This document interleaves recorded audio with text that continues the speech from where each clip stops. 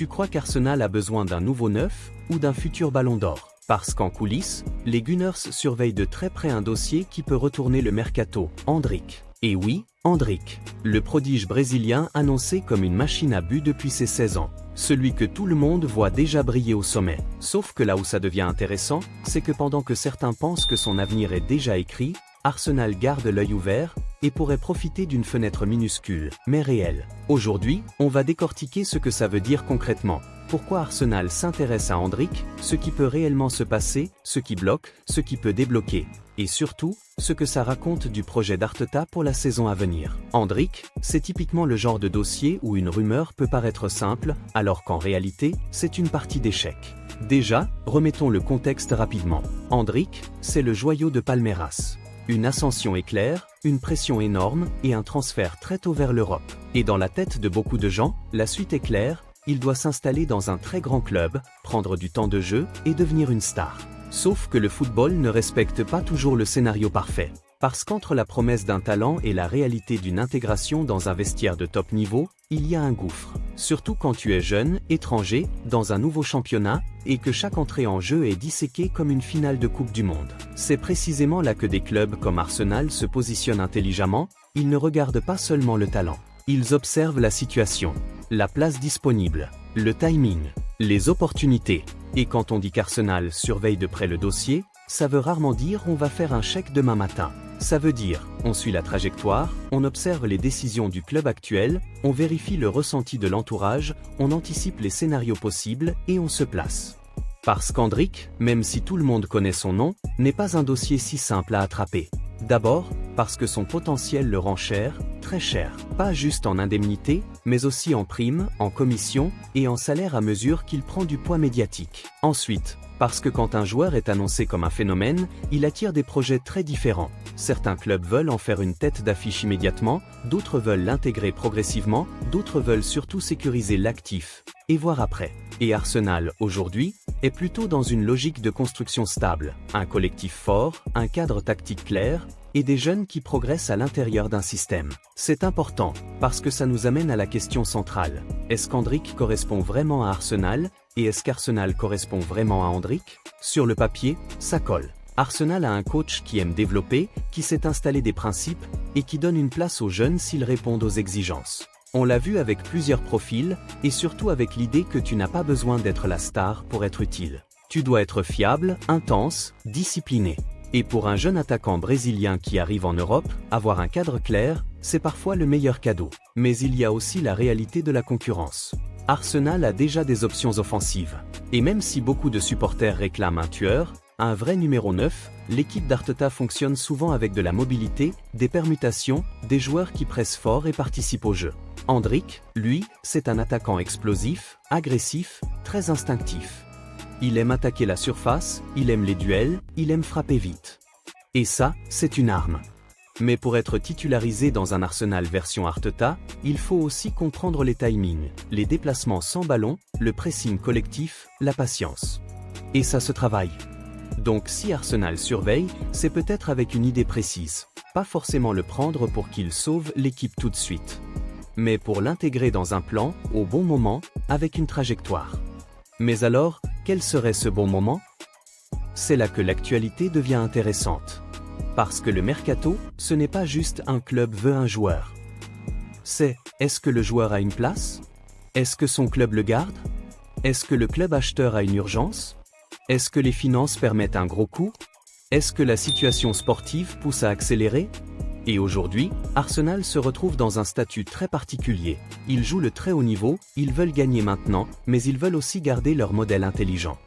Autrement dit, ils cherchent une pièce qui fait la différence, sans casser la dynamique. Et si Endrick se retrouve dans une situation où il a besoin d'un projet qui lui donne du temps de jeu et de la confiance, Arsenal peut devenir un candidat crédible, parce que le club est attractif, la Premier League est attirante et l'équipe est compétitive. Mais attention, surveiller peut aussi signifier se tenir prêt si une opportunité apparaît, comme un prêt ou une situation contractuelle avantageuse ou un joueur qui ne s'adapte pas là où il est. Dans les grands clubs, ça arrive plus souvent qu'on ne le croit. Un jeune arrive avec une hype immense, mais la concurrence est féroce, les minutes sont rares et au bout de quelques mois, son entourage commence à vouloir une solution. Et c'est là que les clubs qui ont bien travaillé en amont peuvent agir vite. Si tu aimes ce genre de décryptage mercato, où on sépare la rumeur du vrai scénario possible, abonne-toi maintenant. Ça aide énormément la chaîne, et comme ça tu ne rates pas les prochaines infos chaudes sur les dossiers qui bougent en coulisses. Revenons au fond. Pourquoi Arsenal, précisément, s'intéresserait à Endrick au lieu de viser un attaquant déjà confirmé? Parce que le marché des attaquants, prêt tout de suite, est devenu presque irrationnel. Les prix explosent, les profils sont rares, et le moindre buteur en forme coûte une fortune. Et Arsenal, malgré sa puissance, n'a pas envie de payer 120 millions juste parce qu'un joueur a fait une bonne saison. Ils veulent payer pour la cohérence. Endrick, c'est un pari plus projet, mais avec un plafond énorme. Et parfois, c'est exactement ce qu'un club cherche, un joueur qui peut te donner quelque chose rapidement, même par séquence, et qui peut devenir ta référence dans 2 ans. Ensuite, il y a un autre aspect, l'identité de jeu. Arsenal cherche souvent des joueurs capables de presser, de répéter les efforts, d'être agressifs dans les 30 derniers mètres. Et Endrick, de ce qu'on voit, a ce feu-là. Il n'est pas juste technique. Il a cette mentalité de chasseur. Il veut marquer, il veut impacter. Ça peut faire une énorme différence dans une équipe qui parfois domine, mais manque d'efficacité dans certains matchs serrés. Tu vois le genre de match. Arsenal a 65% de possession, 18 tirs, mais ça finit sur un nul frustrant.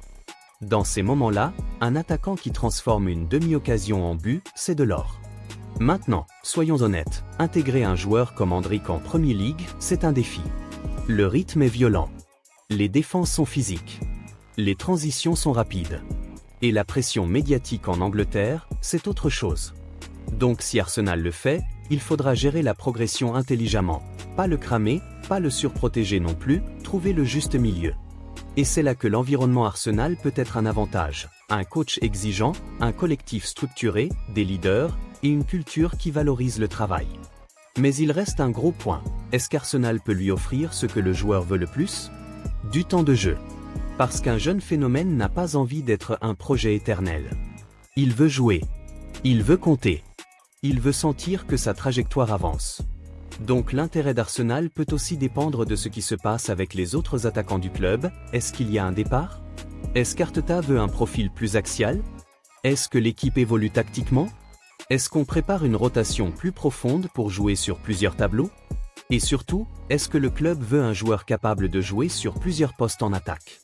Endrick, selon son développement, peut occuper l'axe, mais aussi partir d'un côté, attaquer l'espace, rentrer sur son pied fort, ou jouer proche d'un autre attaquant. Ça, c'est un détail qui compte. Arteta adore les joueurs adaptables.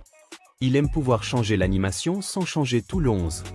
Donc, quand on entend Arsenal surveille de près Endrick, ça peut vouloir dire Arsenal veut être le club qui arrive au bon moment, avec la bonne proposition sportive, pas juste avec de l'argent.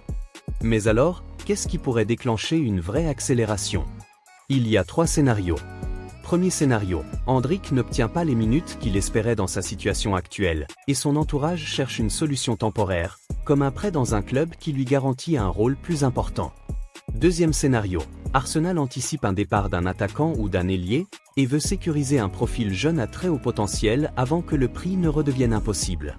Troisième scénario, Arsenal décide de faire un coup de marché en profitant d'un timing précis. Un joueur qui veut bouger, un club qui doit ajuster ses finances, ou une opportunité de négocier une formule créative. Mais attention, il y a aussi le scénario, Arsenal surveille, et finalement ne bouge pas. Parce que surveiller, c'est aussi une stratégie. Tu mets une pression douce, tu montres que tu es là, tu restes dans la course, et tu te tiens prêt. Ça ne veut pas dire que tu vas forcément faire l'offre. Et ça, c'est important de le comprendre. Dans les grands mercatos, beaucoup de dossiers servent aussi à garder des options ouvertes, à comparer des profils, à ne pas se retrouver coincé. Donc la vraie question, pour nous, supporters et observateurs, c'est est-ce que ce dossier est une simple veille, ou une préparation discrète d'un vrai mouvement? Et si on regarde la logique Arsenal, ça ressemble à une veille sérieuse. Parce qu'Arsenal, ces dernières saisons, ne se contente plus de réagir. Ils anticipent. Ils travaillent tôt. Ils s'intéressent au talent avant que tout le monde se jette dessus au dernier moment. Et Endrick, c'est exactement le type de joueur que tu veux avoir sur ton radar en permanence, même si tu ne déclenches pas tout de suite. Parce que si une porte s'ouvre, elle ne reste pas ouverte longtemps. Et au passage, si tu veux que je fasse une partie 2 dès qu'il y a une nouveauté concrète sur Endrick ou sur le mercato d'Arsenal, abonne-toi. Comme ça, dès que ça bouge, tu as l'analyse complète sans perdre de temps à trier les rumeurs. Maintenant, imaginons une seconde, Endrick à Arsenal. Qu'est-ce que ça change sur le terrain? Déjà, ça ajoute une menace plus verticale. Un joueur qui attaque la profondeur et qui peut finir vite. Ça oblige les défenses à reculer d'1 mètre ou 2. Et ce simple mètre, ça libère des espaces pour les milieux offensifs. Ensuite, ça donne une option énergie quand le match se ferme, un entrant capable de mettre le feu en 20 minutes. Et parfois, c'est ce qui fait basculer une saison, ces buts arrachés, ces matchs débloqués, ces points pris à la 88e. Et enfin, ça prépare l'avenir. Parce qu'Arsenal veut s'installer durablement au sommet. Pas juste faire une grosse saison. Et pour ça, tu as besoin de talents qui montent en puissance pendant que d'autres atteignent leur pic. Endrick, dans ce schéma, peut devenir une pièce majeure. Mais seulement si le contexte est bon. Et c'est pour ça que ce dossier est fascinant, il est à la croisée de l'ambition immédiate et de la projection à long terme. Alors, est-ce que ça va se faire? La réponse honnête, aujourd'hui, c'est qu'on n'en est pas là. On est au stade où Arsenal observe, collecte, se positionne mentalement. Mais dans le football moderne, c'est souvent à ce stade que se préparent les vrais transferts. Les fans voient l'annonce le jour où ça signe.